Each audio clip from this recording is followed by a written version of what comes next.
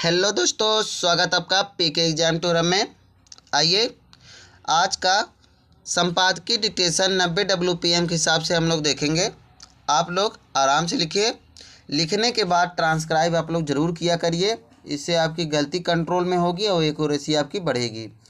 जैसा कि आप सबको पता है कि हमारे यूट्यूब चैनल पर डेली 4 मैटर पढ़ते हैं।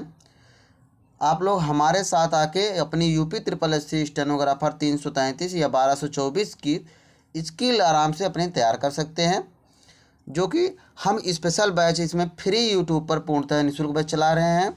आप लोग हमारे साथ आके जुड़ के और लिखिए। आशा है कि आप लोगों ने होली अच्छी तरह मना लिया होगा। अब आपको केवल UP SSSC स्टेनो की स्किल में को नज़र में रखते ध्यान को रखते हुए आपको तैयारी करनी है। आपको कहीं भटकने की ज़रूरत नहीं। यदि आपके नंबर भी 30-35 नंबर हैं तो आपके बहुत नंबर हैं। आप लोग आराम से मैटर केवल स्किल तैयार करिए। चलिए, मैटर 5 सेकंड बाद स्टार्ट होगा। Ready, start. ईरान पर इजराइल और अमेरिका के साझा हमले के बाद युद्ध का स्वरूप बिगड़ता जा रहा है और कहना मुश्किल है कि आने वाले दिनों में यह कौन सी दिशा अख्तियार करेगा। ख़ास तौर पर हमले में ईरान के सर्वोच्च नेता अयातुल्ला अली खमनेई की मौत के बाद ईरान की ओर से जिस तरह की प्रतिक्रिया सामने आ रही है, उसमें मध्य पूर्व के देशों में भी स्थिति चिंताजनक हो रही है। इस बीच भारत के लिए एक बड़ी फिक्र यह खड़ी हुई है कि अलग अलग उद्देश्य से मध्य पूर्व के देशों में गए जो भारतीय फंस गए हैं, उन्हें वहां से सुरक्षित कैसे निकाला जाए। अमेरिका और इजराइल के साझा हमले के जवाब में ईरान ने इजराइल को निशाना बनाने के साथ साथ बहरीन, सऊदी अरब, कतर समेत कई देशों में स्थित अमेरिकी सैन्य अड्डों पर मिसाइल से हमले किए हैं।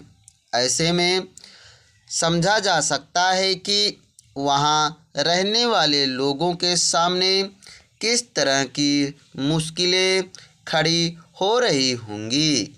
स्वाभाविक ही भारत के सामने बड़ी चिंता उन इलाकों में फंसे भारतीयों को वापस लाने की है।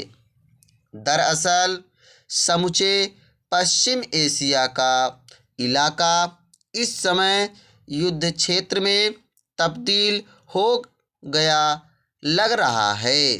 स्वाभाविक ही वहाँ रह रहे तमाम आम लोगों के सामने खुद को सुरक्षित रखना एक बड़ी चुनौती है।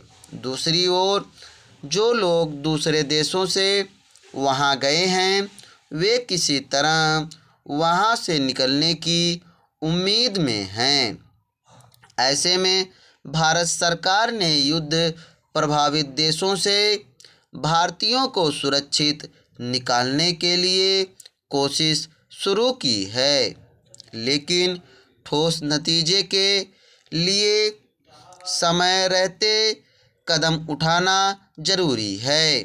सुरक्षा मामलों की मंत्रिमंडलीय समिति अंडर ब्रैकेट CCS ने पश्चिम एशिया में तेज़ी से बदलते हालात की समीक्षा की और सभी संबंधित विभागों को निर्देश दिया कि वे घटनाक्रम से प्रभावित भारतीयों की सहायता के लिए जरूरी और व्यवहारिक कदम उठाएं।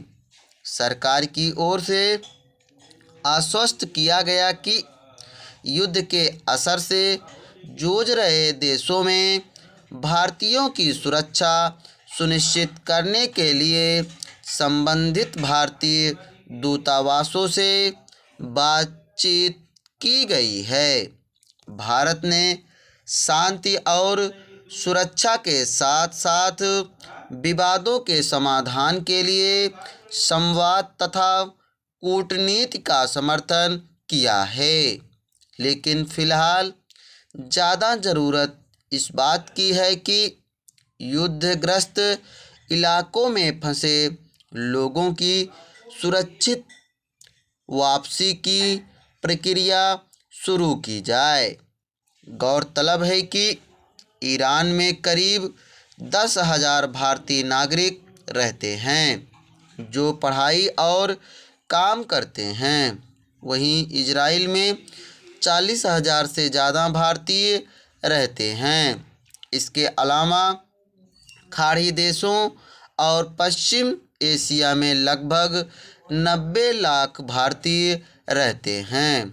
इन देशों में सैन्य तनाव बढ़ने और युद्ध का दायरा फैलने की वजह से उड़ान सेवाएं व्यापक पैमाने पर बाधित हुई हैं और बहुत सारे वैसे भारतीय उन जगहों के हवाई अड्डों पर फंसे हुए हैं जो किसी तरह वतन लौटना चाहते हैं। हालांकि इससे पहले कई बार अलग फुल स्टॉप। आशा है कि आप लोगों ने मैटर अच्छी तरह लिखा होगा।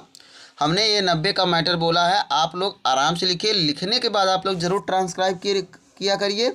इसकी PDF हमारे टेलीग्राम चैनल पर मिल जाएगी, जिसका लिंक हम कमेंट बॉक्स और डिस्क्रिप्शन दोनों में डाल देंगे। आप लोग वहाँ से मिला के लिख सकते हैं। चलिए, थैंक यू, धन्यवाद।